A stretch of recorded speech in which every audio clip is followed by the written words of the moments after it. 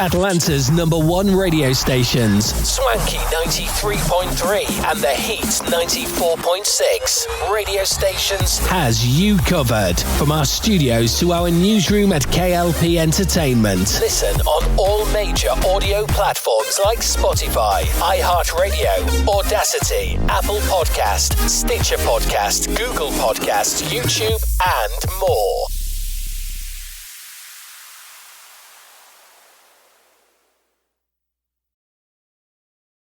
A few words for a successful life. Always ask why. Why? Tell the truth all the time. Why? Write thank you notes. Eat right, sleep right, and exercise. If you don't like your job, change it. Why? Be creative every day. Take a fun trip. You don't always have to do things fast. These motivating thoughts from Randy Pausch's last lecture remind each of us to live our dreams. Can I go now? My dog wants to play. Oh yeah, play with your dog. And with your kids. Motivation. Pass it on from the Foundation for a Better Life at values.com. The latest show goes after hours. The Beyond Swanky podcast with Kennedy Lucas brings out more for our Lucas Nation fans. Tune in for reviews, topics, and even special guests. We go beyond the swankiness as it's juicy as hell with our DJ Lou Pezzi, playing nothing but the hits on the Spotify podcast version. Live from our studio of Swanky Studios, it's the Beyond Swanky podcast with Kennedy Lucas on Atlanta's #1 stations, Swanky 93.3 and The Heat 94.6 radio station. Listen on all major audio platforms like Spotify, iHeartRadio, Audacity, Apple Podcast, Stitcher Podcast, Google Podcast, YouTube, and more.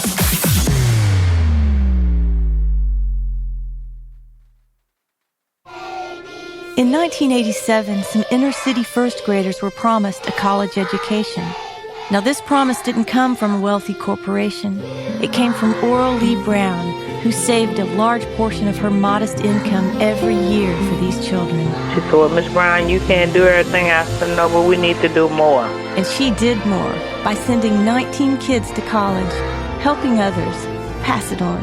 From the Foundation for a Better Life at values.com.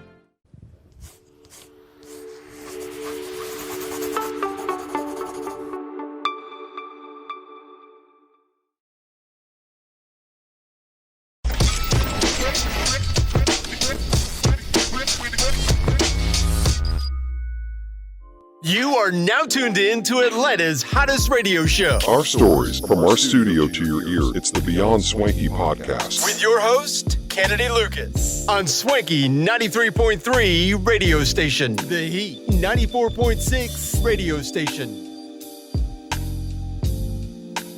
Good morning, ladies and gentlemen. Welcome to another exciting podcast today. This is the Beyond Swanky podcast with your host. All three of us are here in the studio. My name is James Myers, and of course we have Monica and Kennedy up in the studio. Welcome to another exciting podcast. Yes, ladies and gentlemen, we are back. I know a lot of people been asking us, because we see our forums, we see our tweets, we see the Instagrams and the TikToks. A lot of people have been asking us, hey, will we have a podcast yesterday morning? And the answer is no for yesterday morning, because yesterday was Monday. Today is a wonderful Tuesday. It is April 4th. Guys, we are in the month of April. I cannot believe it. It was a little bit breezy yesterday, getting warmer temperatures throughout the week. We're here. It's springtime. We've got a lot of things to unpack.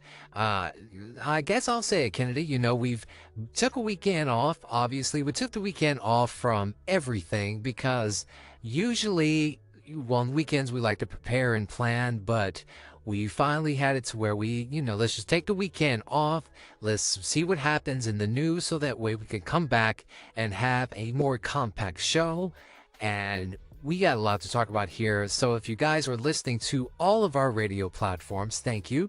We're talking Spotify for podcasters. Our Heart Radio is a big one for us. iTunes, Apple Podcasts, Stitcher Podcasts, TuneIn Radio, FM radio platforms in general. We thank you guys for that. We thank you guys for your continued support of our show. And Kennedy, what's going on? Yo, yo, yo, yo, yo, ladies and gentlemen, boys and girls. Yes, James, it has been a fantastic weekend, and it feels so freaking good to be back in front of the studio to give y'all another exciting podcast. Yes, this is the Beyond Swanky podcast with your host, of course, James. Monica's here as well. Everybody is back. I know last week it was just me and Monica last week, and we had a great show. And over the weekend, it was true. My fans, our audience, I did propose that we have a weekend to ourselves because and I'm going to continue to say this, guys, on our show and to everybody out there. Yes, it is true. On weekends, we like to take some time off. I needed it, and I came and I laughed and I smirked because I remember it was Friday and we needed to come in the studio and plan and prepare. And I said, y'all, I've got other media stuff to do. I need to do promotions for my 2 films.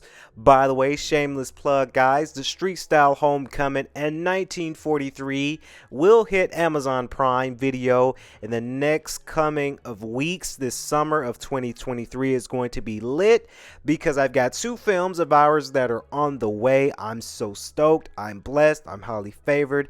I want to thank my partners over there with Amazon Prime Video to make my distribution happen for us. So I needed a weekend off from that.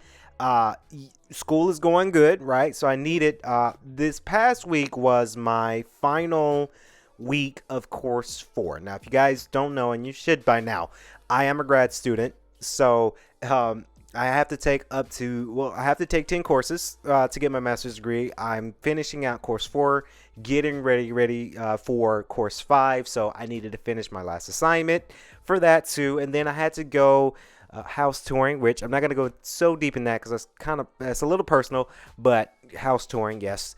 I'm doing that as well, planning for other stuff. So I said to the guys, our audience, I said to Monica and James, hey, I need a minute. I need a weekend to just breathe.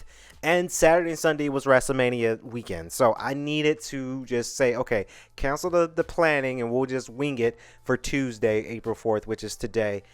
So yes, we had a lot of stuff going on. So I said, hey, let's take a weekend. But it's good to be back into the studio to see everybody. Of course, we've got DJ Lupizzi is in the building. Monica, she's here. She's going to do her introductory. We've got Tyra's over there. We've got Addison and Arthur. They're here. Everybody is here for the studio for another exciting podcast.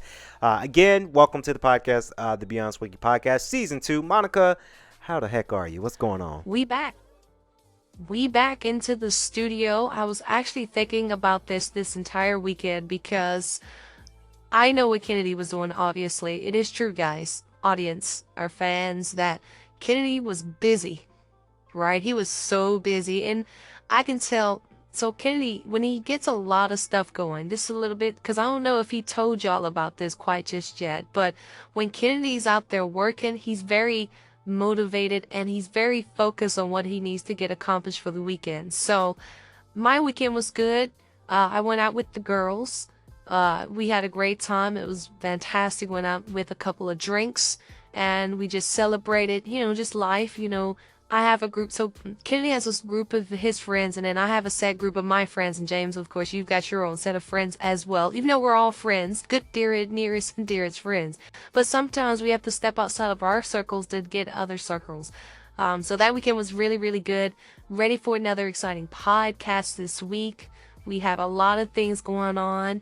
If you guys, I think I announced it last podcast, but I do have Kennedy run Kennedy Lucas and Associates and SNN. So we have to go into our newsrooms and of course give our notes and our critiques and our tasks for Addison and Arthur and Beatrice for their reports throughout the week. So another exciting week to come. It's April. We're here. It's hot girl summer. So ladies and gentlemen, it's your girl, Monica Gray, ready for another exciting podcast. And indeed, we do have a Grand Slam podcast for you guys as well. It does feel good to be back because, Monday, so I listen to a lot. I listen to a lot of podcasters and they're doing their show and I'm nowhere near the studio. I was like, damn, I really wish we were in the studio doing podcasting because everybody's uploading content for Mondays. So But it's good. We're here on Tuesday, April 4th. We do have a Grand Slam podcast for you guys as well. I wanted to kind of give a shout out to something real quick. Because I do have a segment, and I'm going to do a review of WrestleMania, of course. When I told my co-hosts, James and Monica, that I'm talking about this, they said, okay, yeah, this is all you, Kennedy, because they know of WWE, but they're not fans, but they just don't really keep up with it as much. So this is a cool segment for me. But I wanted to express something that I've got introduced to. And I really do love it. And I wanted to, because with our podcast, we talk about hip hop, we talk about gaming, we talk about interesting topics. But sometimes I do like to help educate the masses a little bit. Now, this is not primarily our sponsor, but it could be. If you guys are a fan of reading books, now, there's a little tidbit about me. I'm a huge fan of reading books. I read books. I have a library in my home. I like to read books. I can come out and say one of my favorite books of all time for right now would have to be, it's a tie between two, right? It's The Great Gatsby and this new book. Well, it's not new. It's been out for a while. But this book that I've started reading by none other than our former president, Barack Obama. His latest bio book, A Promised Land. So I've actually started dabbling into the Audible part of it. One thing I've learned working at an institution, which we can't mention the name of the institution that we work with anymore on the podcast because of marketing and labeling reasons. The institution that we work under and we're partnered with, we have access to what is called the OneDrive or Overdrive, I think is what it's called, under the institution, where we get publications for free, we get books for free, and we get Audible books for free under the institution. All we had to do is download the app called Libby and then link our OneDrive under our accounts, and then that's how we're able to read books, ebooks. Really, you can read via your phone and tablet, or you can actually listen to the Audible. I've been dabbling, guys. I have been dabbling into the Audible parts of this program, and the latest Audible book that have been listening to as of late is The Promised Land by Barack Obama. It's not every day I talk about educational kind of things, but me being a grad student now, I've been enjoying listening to Audible books as of late because it kind of sounds like a podcast, right? It kind of sounds like they're on a radio talking about their story, but in more of a book form. So I advocate to a lot of people, research it, not primarily, and this is for, and I mean, we can't name the name, but we're going to name it, it's Emory University, right? So if you go to a Ivy League school, or you work under Ivy League school like that, or if you work under, let's say, for an example, GGC. Gotta shout out GGC because I just saw men's and women's latest new returfing of their soccer field. Looks amazing, by the way. Try out Overdrive, right? If your institution has that program, Overdrive, download the app Libby and start listening to these books. I don't know. I just feel more intellectual. I don't want to say that I feel more smart, but I just feel very calm and very meditated when I'm reading or listening to somebody's book. Barack Obama's latest book, The Promised Land, is a great read. I got to say that. So I don't know. Maybe every podcast or every other podcast, if I'm listening to another book, I can kind of give a synopsis of the book. I can give a quick synopsis too, because this is a Grand Slam podcast, guys. The Promised Land is a great book. It's phenomenal. It's a great read. It's Barack Obama, right? It's Barack Obama who is telling his story, right? He's telling his story about, growing up. He mentioned this segment of where his folks used to call him Barry.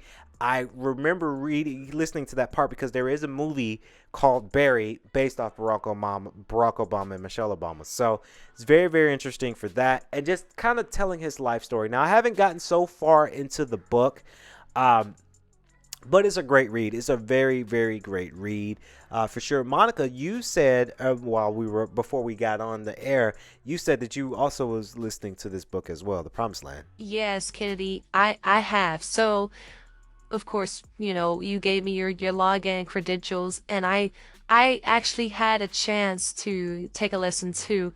and to really see, I really liked how Barack Obama in this book talk about love in marriage and the things he had to go through, me with him being married, obviously, to Michelle Obama, and juggling the presidency.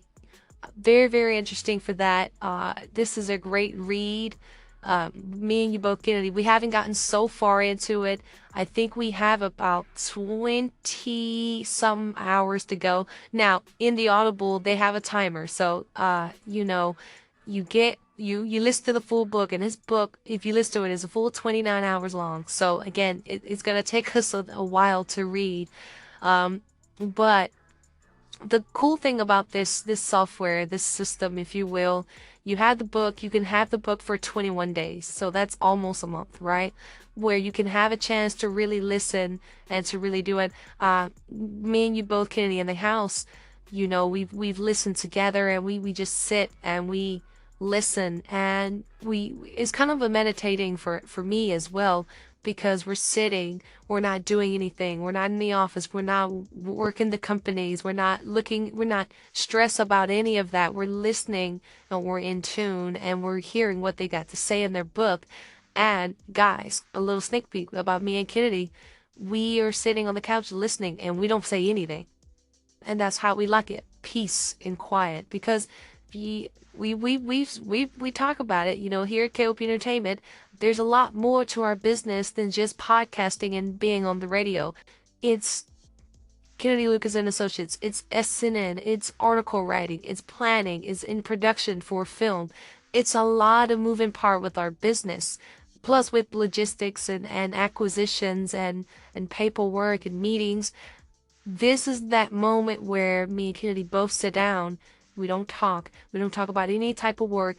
We listen to the Audible, and that's just something that the system brings to us. So I recommend it, guys, as well as Kennedy's mentioned it, Overdrive. If any institution that has it, if you're under an institution, whether you work for an institution, you're partnered with an institution, or you're going to school at that institution, look into that, guys. Definitely. Yeah, so definitely, hey, like me and Monica, we agree, y'all. This is something I recommend a lot of people doing it, because a lot of people don't read books anymore, right? It's either reading or listening to books. A lot of people are not in tune. A lot of people watch TV. I'm guilty of that because I love TV. I really, really do. I've been watching this new show called The Night Agent. Oh my God, The Night Agent is so good. We're going to finish the season or the whole series first before we can give a full take on it, because I do have a full take on it. Let's just say, guys, that show, The Night Agent, is really, really good. It's available right now on Netflix. It's thrilling, it's gritty, it's smart, it's witty. It's like Jason Bourne meets Mission Impossible, maybe, right? So it's so good. It's really, really good. We really dabbled into it. Now, the review that I wanted to talk about, the show that I wanted to talk about, because obviously I was going to talk about it here on the podcast, we got to talk about WrestleMania 39. So, I know, I get it. A lot of people don't watch WWE. I still do, right? Because Monica, when I first met her, I told her, hey, this is my childhood. Right? This is my childhood of watching WWE, because I watched WWE when I started watching it when I was about 4. And really, I didn't really know too much about when I was 4 and watching WWE back in the day. And this had to have been like 4 years old. So like, I want to say 2002, 2003, if I'm not mistaken. So over the years, we've dabbled into WWE. I remember my dad taking us to the Macon Coliseum. Shout out to Macon a little bit, because Macon's not in Atlanta's my home. But shout out to Macon, because, the Macon Coliseum, WWE was there a lot performing, right? Fast forwarding many, many years later on that road, us going to WrestleMania 27 when the Georgia Dome was there. Who remembers the Georgia Dome, guys? That was a time. Down to the Phillips Arena. Who remembers the Phillips Arena before they became State Farm Arena, right? to these events that we went to, State Farm now, that is called State Farm. We went to a wrestling event twice there.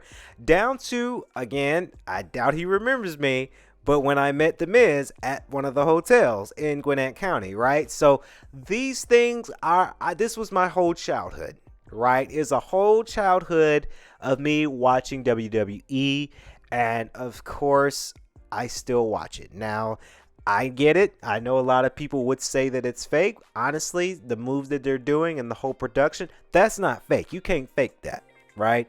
But the characters, they're performing their characters. WrestleMania 39, SoFi Stadium. Again, it was spectacular. It was, all right? Some of the matches I felt, but some of the matches I said, holy crap, this is a good match, right?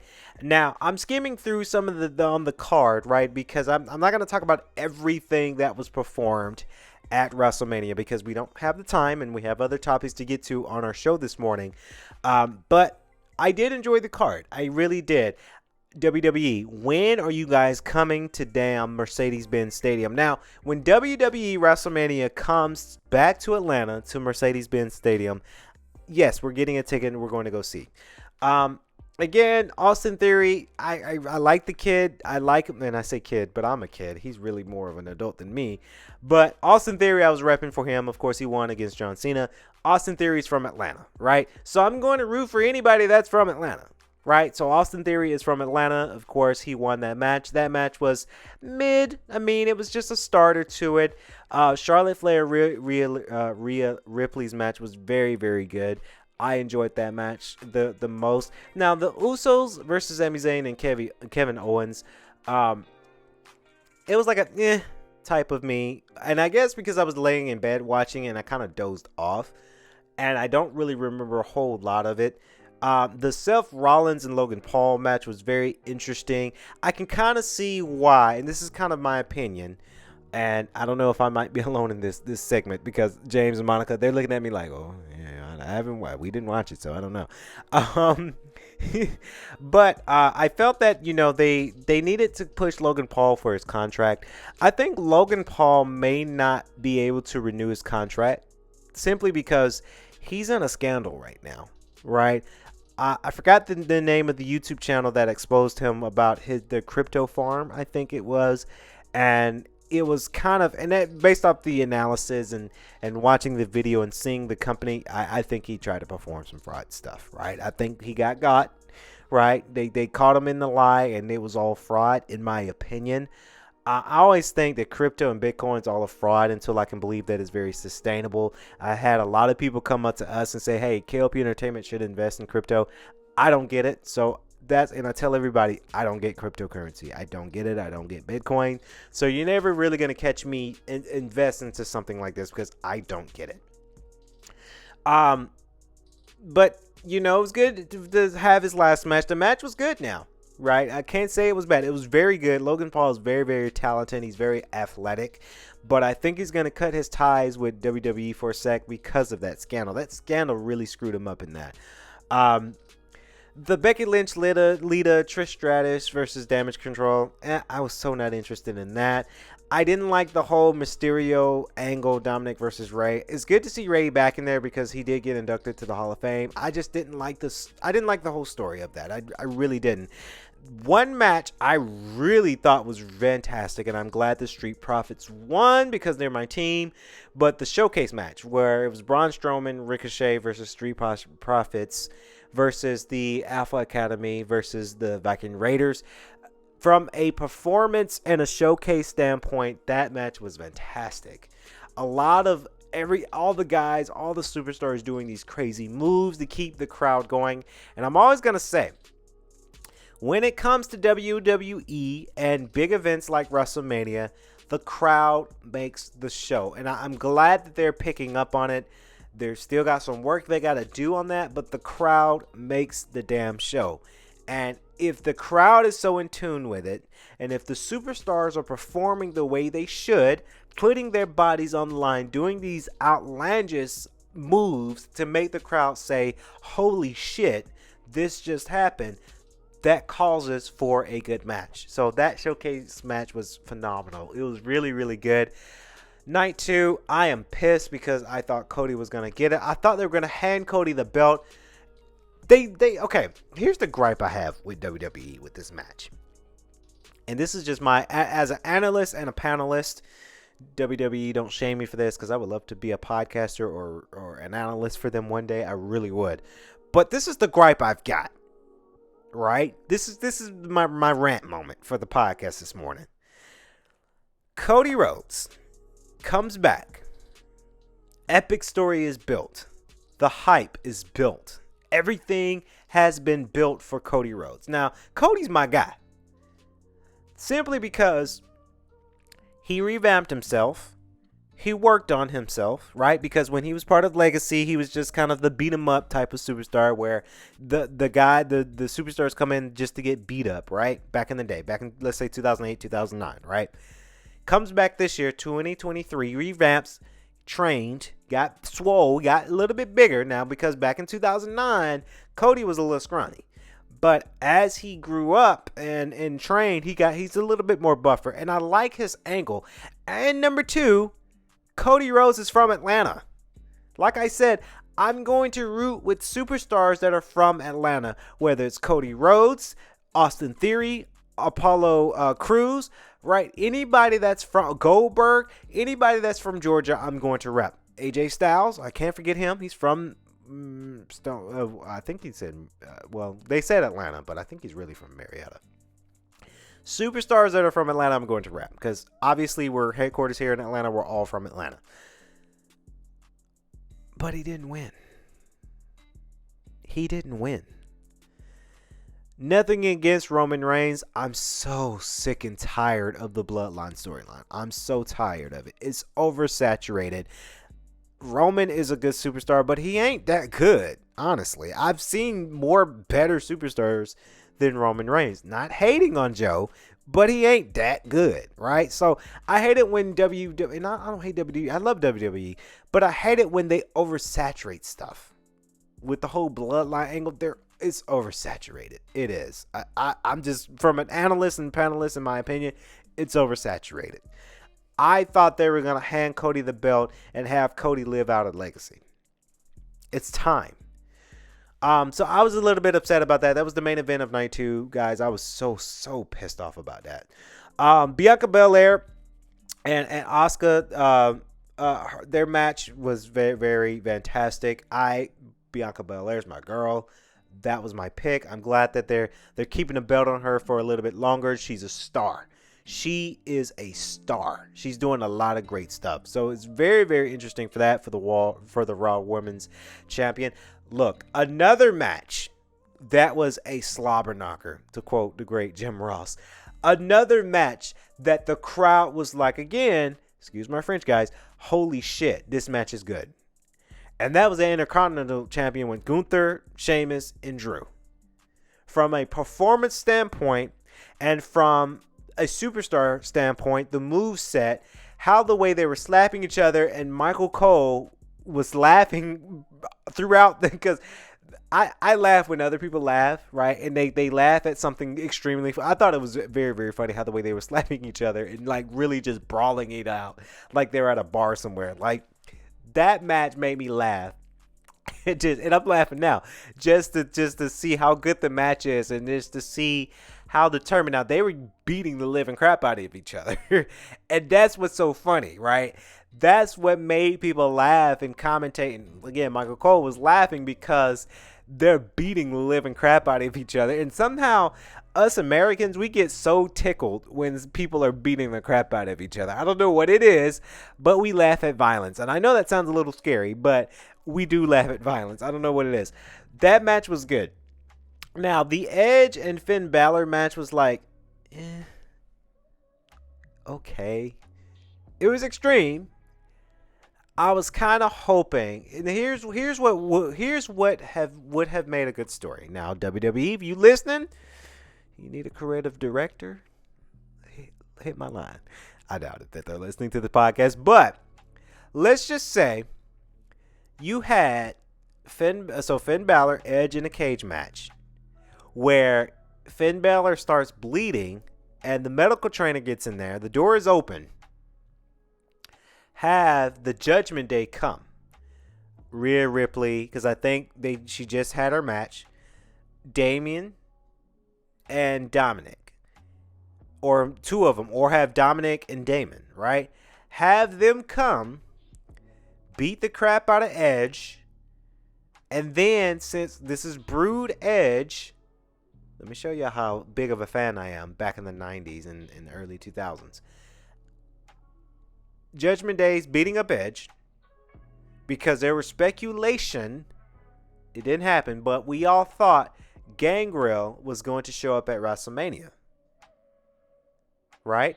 Now, I'm going to Google because I'm sure this man hasn't passed away, or so I don't think so. But let me just let me Google the facts first, because with the older superstars, they don't really report on who like good wrestlers who passed away. So he's still living, thank God. He should have flown. They should have Gangrel in to help Edge and Christian. Right? So again, Judgment Day comes in somehow to the Hell in a Cell, interferes, knock the ref out, or no disqualification, beat the crap out of Edge, have Gangrel and Christian help Edge. The Brood. Right? That would have made for such a good story for WrestleMania. Right? Because if you're trying to sell Brood Edge, bloodthirsty, blood-drinking Brood Edge, the Brood, it was Edge and Christian and Gangrel. Right? So I don't know why they missed the ball on that one, in my opinion, because that's something I would have liked to see from nostalgia reasons, because I know sometimes we say nostalgia doesn't sell, but sometimes nostalgia can sell, and they should have sold on that. The Brock Lesnar versus Umos, it's I wasn't a fan of that, right? Because first of all, I guess I wanted Umos to win. It's good that Brock got over and the crowd loved it, and it's good to see that the crowd loved it, but I'm just like, okay.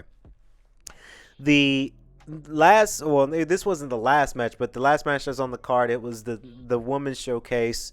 Liv Morgan, Raquel Rodriguez, Natalya, Shotzi, Ronda, and Shayna Baszler, Chelsea Green, and Sonya Deville. That shit was boring as hell. Again, the crowd makes the show, and when the crowd is quiet, this is not for a good show. I wasn't interested in that match. I watched it. I was just like, it was kind of a sloppy hot mess, in my opinion. And I can say that because I don't work for WWE. But it was a sloppy hot mess, right? Because if you got the men's showcase where the crowd was really intrigued, right? You had Bianca and Asuka really intrigued in that match. They could have made this showcase a lot better. It was just sloppy. It was slow. It was draggy. The crowd wasn't into it. It was boring. And I think because we were at home and I just said, okay, let this play. I'm going in the kitchen. I'm going to fix me a dessert or something. I'm going to fix me a drink while this match plays on, because I'm just not into it, right? So, like I say, WrestleMania was good. WWE does plan to merge with UFC, partner company Endeavor. I'm really stoked to see how that goes. I'm interested. I'm very, very interested to see how that goes for sure. So we'll have to wait and see on that one. So we've got Monica here, and she's been dying to talk back on the mic because we've got to talk about Mr. Joe Budden. Monica, what's going on with Mr. Joe Budden? It is true, y'all. I came over to Kennedy's space, and he said, hey, I need to watch WrestleMania because I got a review of the show, but, and I said, because I can watch wrestling with Kennedy, y'all, because I love him, and I'm going to watch it, but I just don't get it. I don't understand it, but he gets into it. So if that's something he likes, sometimes we're gonna have things that we both like, but our significant others don't like. So that's me and Kennedy. But Mr. Joe Budden. So I thought this story was very interesting because we do listen to Joe Budden podcast to get kind of inspiration of our show. And I wanted to dabble on into this story real quick because, number one, I like Kennedy, we both love Joe Budden. We love his music. We love his show. We like what he stands for. And we listen to his show, his podcast religiously because we got to take notes. So Joe Budden, not Joe Biden, because when I talk to my girls about Joe Budden, they think, oh, the president? And I'll be like, no, not the president. Joe Budden, the rapper. Joe Budden, the podcaster. Joe Budden, the executive. Joe Budden, Slaughterhouse. Right? So Joe Budden says rap media personalities are bigger than rapper themselves in new interview. Now, Joe Budden has reminisced about the course of his career in a new interview. I would love for him to come back with just one last project, but he said he retired, guys, so we can't force that on him. And he said that the rap media personalities are now bigger than rappers themselves. An exclusive interview with Complex, the Pump It Up rapper, Pump It Up, didn't mince words when it came to hip-hop media state of affairs. When asked if the rap media personalities of today are bigger than the rappers themselves, Joe Budden had only one rumination, and this is what he said: well, yeah, they are. I've learned that when I've started working here, he continued, because I was coming in every morning with academics, and all the young people in my life were familiar with him. I wasn't. So it was like, oh shit, this guy got some following somewhere. Like, let me get hip. The former Slaughterhouse MC also remarked that the rap media personalities are so powerful today that rappers themselves will find a way to ride their wave in most opportunistic of ways.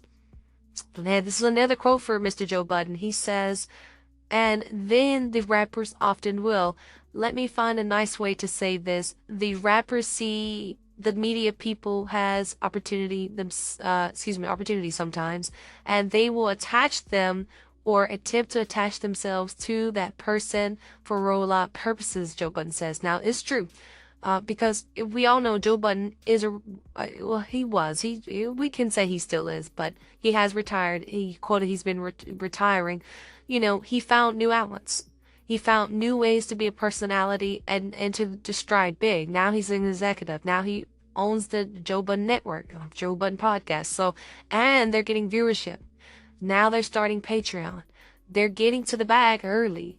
Well, they've been to the bag early, but now they're continuing to get to the bag. So it's very, very interesting. Now, the interview went on to discussion on how today's rap media personalities such as Nori, Adam 22, as a favorite to them, and DJ Vlad can go on one another's show to get additional press and publicity for themselves. We all saw it. Joe Budden was on Drink Champs a couple of days ago with Nori. That was a good episode too. This trend, said Budden, is one he noticed themselves. It is great. This is a quote for Joe Budden. He said, it is great, and it can be bad sometimes, he said. Like when I had Adam on, oh my God, that conversation lived for 2 months straight. I did see that episode. I think we all did. We saw that episode where Adam 22 came on the Joe Budden podcast. That was nothing but a riot. I felt that was something that was not up to par. And then they ended up getting into this big feud. And then now, latest news, Adam 22 cut off his producer and some partners as of late, and then on the Joe Budden podcast they clowned him for it. So it's very, very interesting that a lot of these artists, rappers, are finding new niches. They're creating new content, because maybe rapping is their thing, but now they're dabbling into executive roles like podcasting and radio hosting and radio show production and broadcasting and content creating now. So it's very, very interesting. Very, very interesting. Congratulations to Joe Budden. From all of us at the Beyond Swanky podcast, we're a big fan of the Joe Budden podcast. Hopefully that they're listening. Mel is my girl. Melanie Ford, she's my girl, because I feel like I am the the melody, the male forward for our show. And my name is Monica. So it's I don't know, it's weird. It's a cool, weird dynamic. But I'm excited. Yeah, I agree, Monica. Excitement is in the air. And you want to know what a lot of people are not excited for? You like how I segued there, Kennedy, didn't you? E3, ladies and gentlemen, E3 officially being canceled. This is my part of the segment of the show that I wanted to dabble on into. This is coming for all of us gamers. Now, that's one thing that we all do. You know, we may not dabble into watching wrestling. It's wrestling and MMA for me. I feel a little when I'm watching those, but gaming is my thing. Now, gaming has been very, very interesting in the last couple of days. And the biggest gaming, we want to say, is the Oscars for gaming, or slack of some, right? Because, you know, the Oscars of gaming, that's the gaming awards. But another biggest event, a summer event, E3, getting officially canceled. Now, I think we've talked about this before, but they have gone all out to say, hey, this has been canceled. You can even Google it. It says next day, and in red it says canceled, right? So that's kind of sad, right? When you can Google E3, tell you what it is, locations and last attendance. And the last attendance was 66,000, and that was based back in 2019. Most recent one was June 12, 2021, online. But it has been officially canceled. And I kind of wanted to give my own little take on this too, because again, we mentioned it in previous podcasts before, but it is true, guys, that it is canceled. But I kind of saw this thing coming. And Kennedy, I think me and you both talk, and you kind of saw this thing coming too, because, you know, Xbox, Nintendo, Sony, everybody has backed out of this. It is sad, right? Because I know a lot of people like to go to these gaming events and to really be able to play the games and to really be in person, go to these conferences. But I'm always going to say, we have to look at the cost. Sony, for an example, they spend millions of dollars for the showcase, for the booths, for merchandising, publication, marketing, ad marketing, business marketing.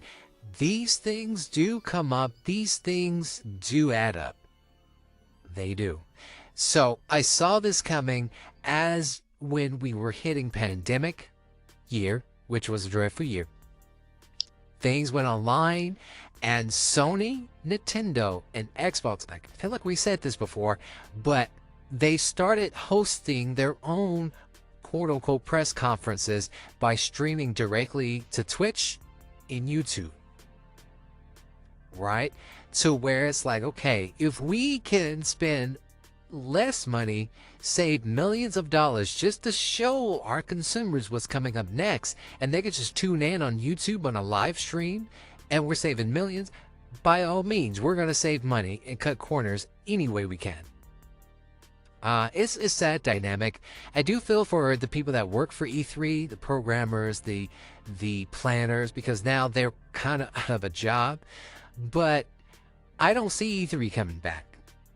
I think E3 is dead. I think E3 will never come back. It's not coming back next year because a lot of people, a lot of gaming developers and publishers, they're realizing the market. They realize that, hey, we're going to save a heck of a lot more money by not doing this, right? So it's a sad occasion. I'm not really sad about it because, like, I can still watch streams on YouTube, right?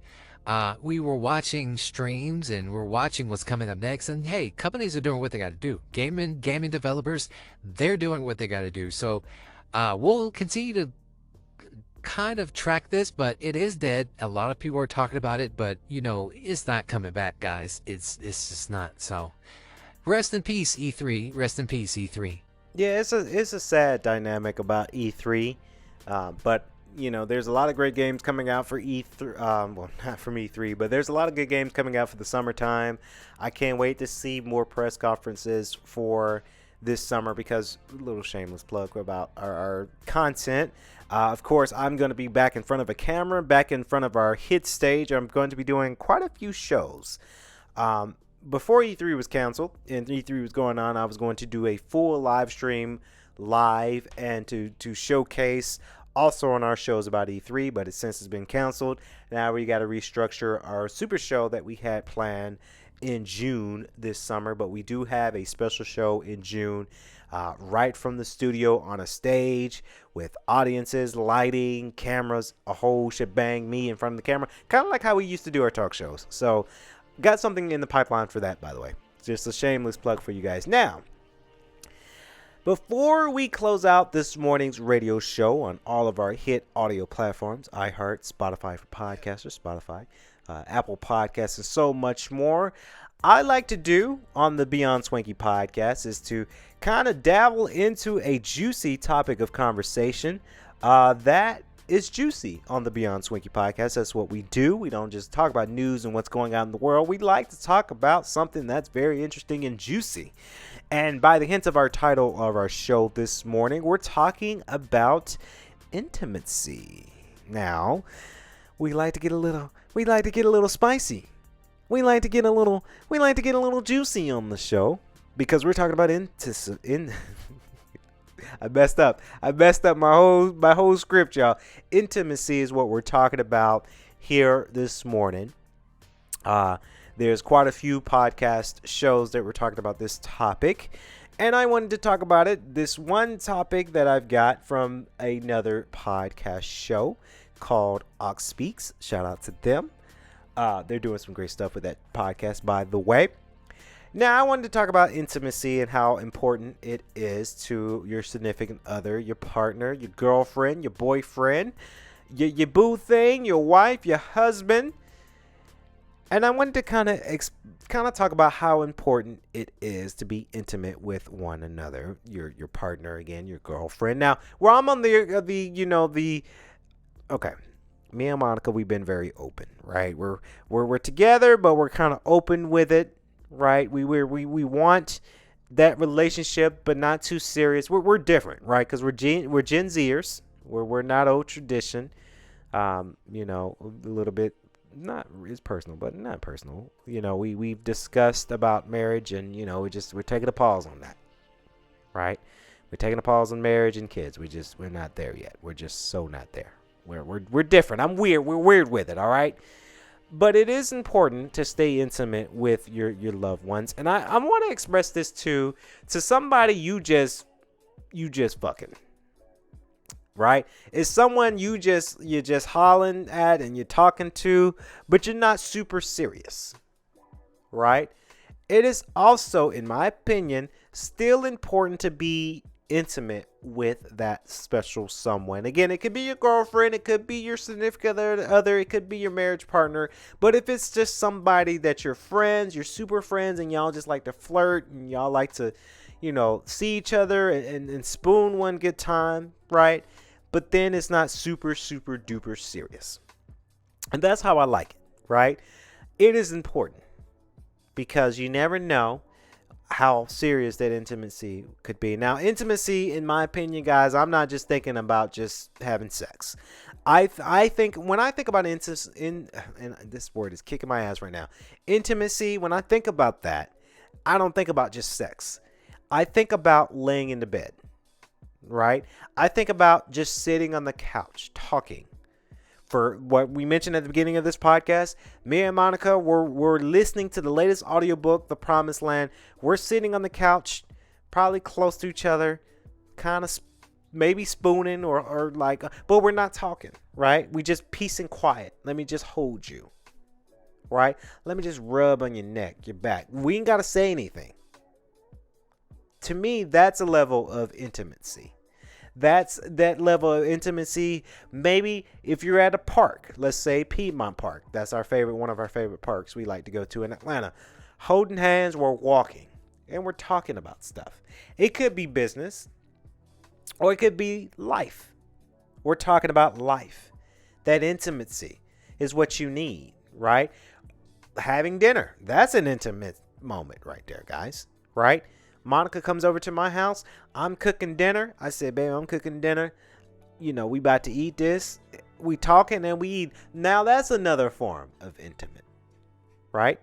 I mentioned at the beginning of the podcast, guys, we watching Night Agent on Netflix, sitting on the couch, having a blanket on. And this is what we like to do. You know, we sit on the couch, we got our PJs on, we got our blankets. You know, we got our blankets, we're under the blankets, we're watching this show, we're touching, we're rubbing. And then sometimes that could lead to something else, right? Where, you know, let me not say that, Monica. I'm sorry. I forgot we're on the air. I can't get that gross. But you know, that's the level of intimacy that we look forward to.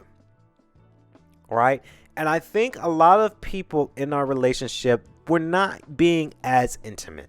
And I'm expressing this openly, whether if you're in a relationship or not, if you're just somebody you're just talking to and they just coming over, maybe a one night stand, stay intimate with that person. Because you never know if that might turn into something else, right? Now, a lot of people do ask, you know, what are different levels of intimacy? And we, of course, went on here. We've got 6 points of intimacy. Of course, I'll tackle 2. Monica, you can tackle the other 2. And James, you can chime in with the last 2. But I guess I'll go first with the first 2. The first level of intimacy with your partner, again, and clearly definition of that intimacy can mean different things to different people, but generally refers to emotion, physical, or sexual closeness and connection between two people. Again, this is not always about sex, right? You can be physical, you can be emotional with people. The first stigma there of intimacy is communication, right? Good communication is key in intimate relationships. Talking to your feelings, your desires, your fears, your dreams, listening actively to your partner.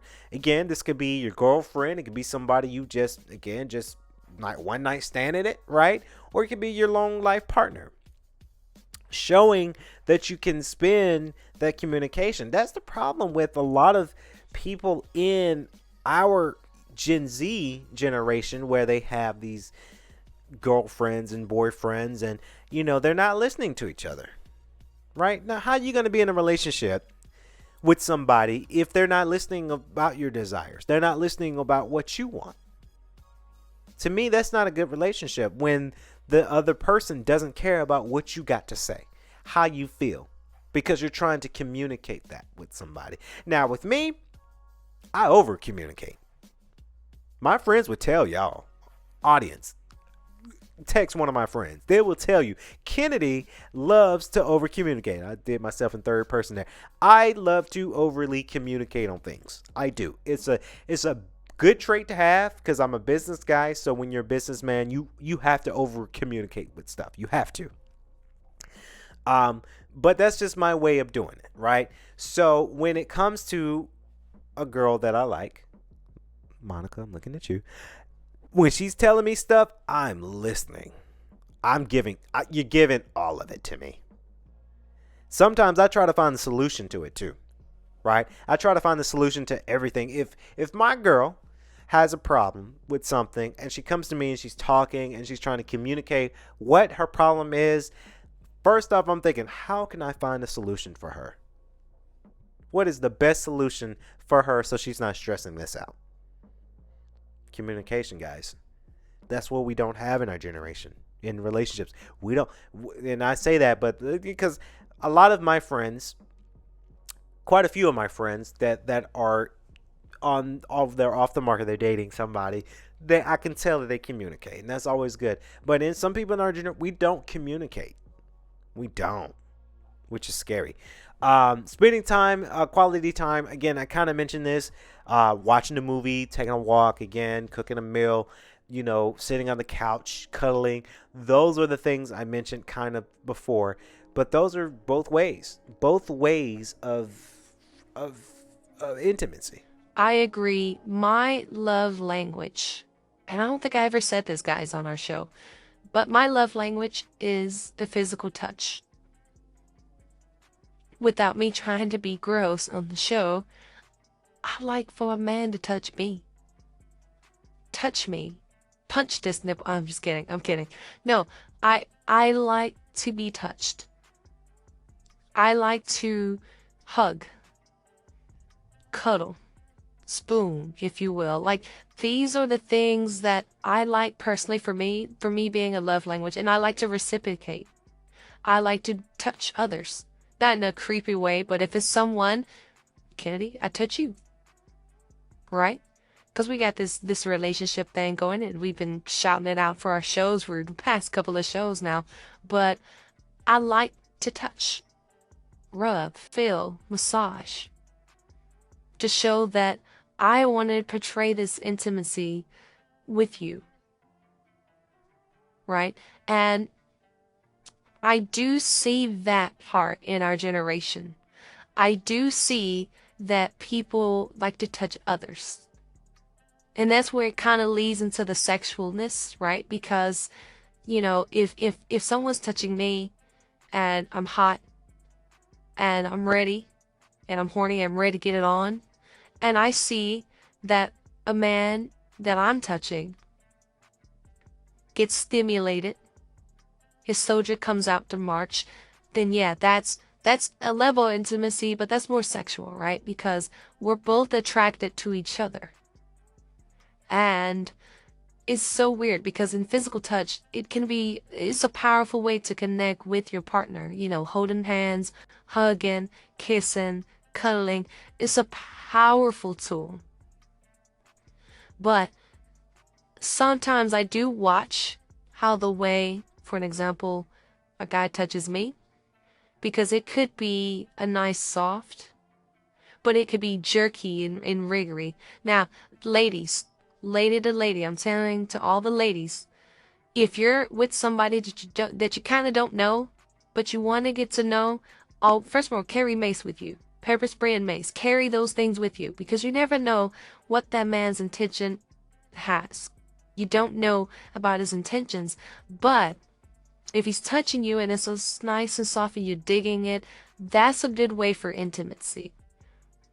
And in this generation, I've seen intimacy. I also have seen, because, not gonna shout, few of my girlfriends out because they broke up with their man, but they can tell when the intimacy is gone when he's not touching you.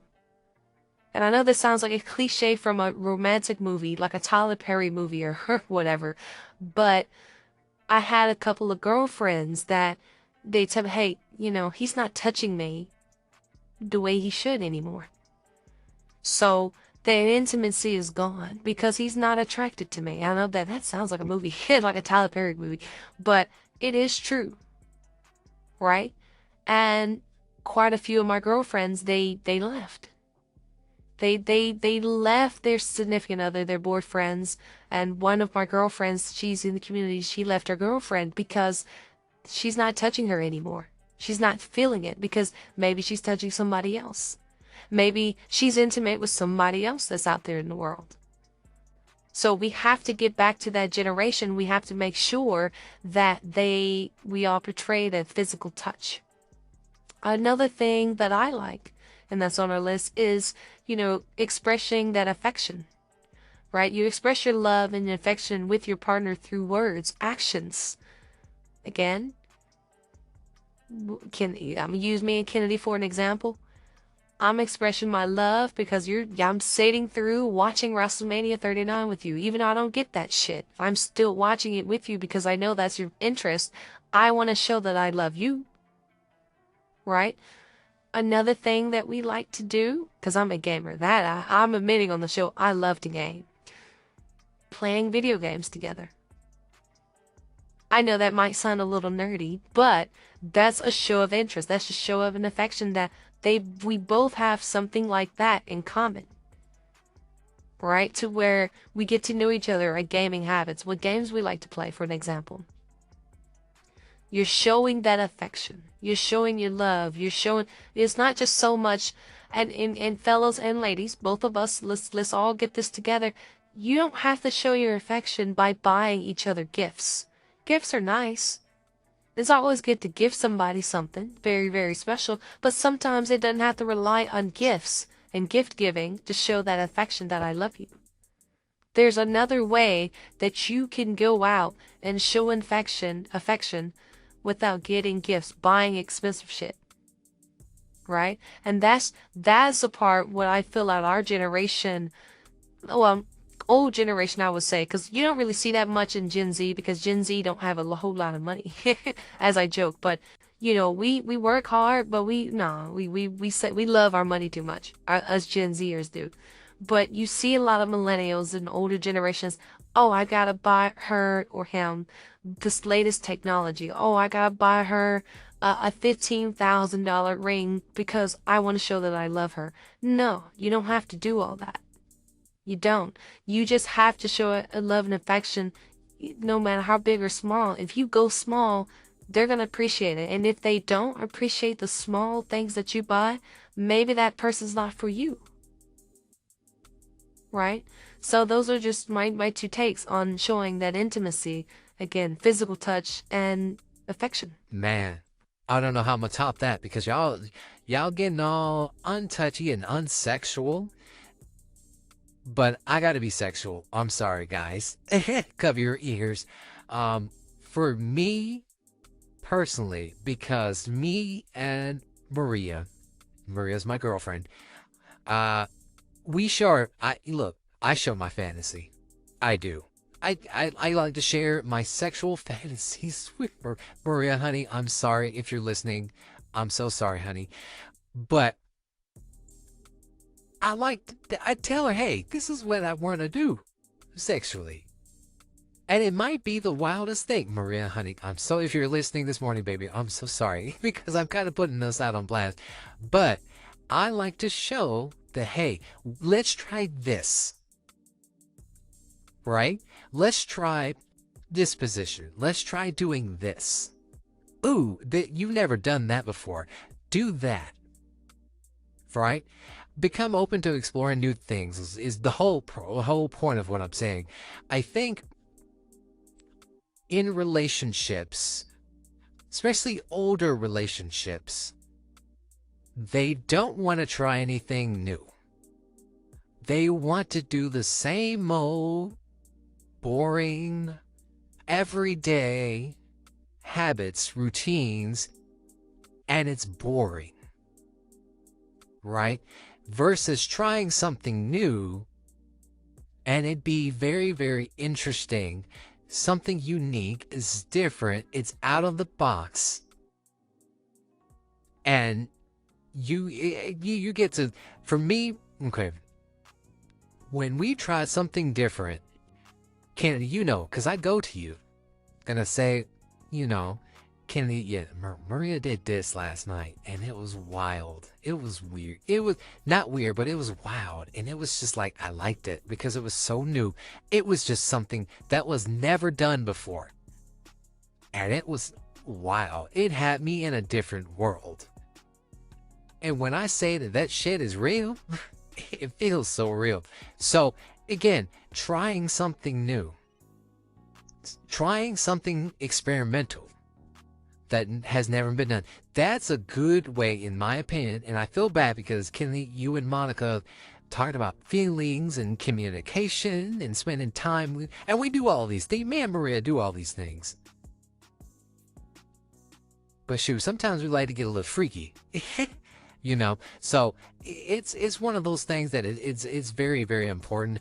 As me not trying to sound like an asshole, but being vulnerable as well. Being vulnerable, that word's kicking my butt too, kidding. Vulnerable is a way to go in this predicament as well. Being that vulnerable with your partner can help to build the intimacy and trust. It can also share your fears, your hopes, your dreams with them, and the supportive side of them. Being not soft, for my gentlemen, and this is a PSA to all of our gentlemen out there, because sometimes being vulnerable means that, oh, you're a punk. Oh, you're too soft. Oh, you're not a man. I share these things with Maria, and I tell her that, hey, I could be tough, but I got a soft side too. Gentlemen, it's okay to be vulnerable. It's okay I mean, don't be super soft, but it's okay to be a little soft and to be careful, right? To show your emotions, because we're grown up, and Kenny, man, you talk. We're taught, oh, men don't cry. Oh, suck it up. Oh, be a man. Right? And for those guys that are like that, maybe their parents taught them that, but you're the biggest douchebags when you are that. When you're not being vulnerable with your significant other, not expressing your feelings and your emotions because, oh, I'm a man, I can't do all that. It's okay to let go. It's okay to ease up the brakes a little bit. It's okay to be vulnerable. And that's something I share with Maria, and it's one of those things that's the best qualities that we both have. Me being vulnerable to her, open up to her, sharing my fears, sharing hopes. I'm still a man, but I like to be vulnerable for my lady too, to have her understand. And that's just something that's something in Gen Z I don't see as often. I see Gen Z men in particular, oh, I'm a man, so I can't be vulnerable. Oh, I got to be tough and stern and hard for my lady because that's what she likes. Not necessarily. The good women, because, baby, I love you. Maria, again, if you're listening, shout out to you, honey. She loves the vulnerable side of me. And that's all that matters. That's all that matters with us staying intimate, is to be vulnerable. So remember that, guys. Interesting takes, guys. Very, very interesting takes. Again, those are the key takes for it being intimate. Again, we can't stress this thing enough. I like to be intimate. Me and Monica both like to be intimate. James with Maria. Shout out to Maria. Maria's a good friend of ours, for a good friend of the show too. But it's good. It's good to be intimate, guys. Try it. Gen Zers, millennials, old school. Try it. It might save your relationship. It might save your partnership. It might save your significant other. It might change your world. Try being intimate. And if that don't work, hell, it just don't work. It ain't meant to be. So that's going to wrap it up here on our podcast this morning. Of course, if you guys enjoyed the show, please remember to leave a like, comment, and subscribe to the YouTube channel version if you're watching the video version of this podcast. And if you're listening to all of their shows for major audio platforms, thank you so very much. We greatly appreciate it. Guys, this is what we do, the Beyond Swanky podcast, season 2, with my nearest and dearest, James and Monica, in the studio. Stay tuned, because we're going to be coming right back. And yes, K.L.P. Aftermath will be back. We might be restructuring that show as well. It is coming back very soon.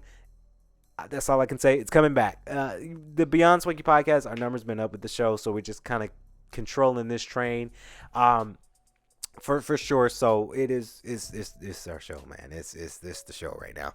So again, thank you guys so very much this morning. Have a great, fantastic rest of your day and week. Stay tuned. We'll be back here at Swanky Studios with another exciting podcast. Until then, I've been your main host, K.L.P. Kennedy Lucas, with James Myers and Monica Gray, live at Swanky Studios. Again, as always, we'd like to say from our entire cast and crew, stay safe, stay swanky, peace.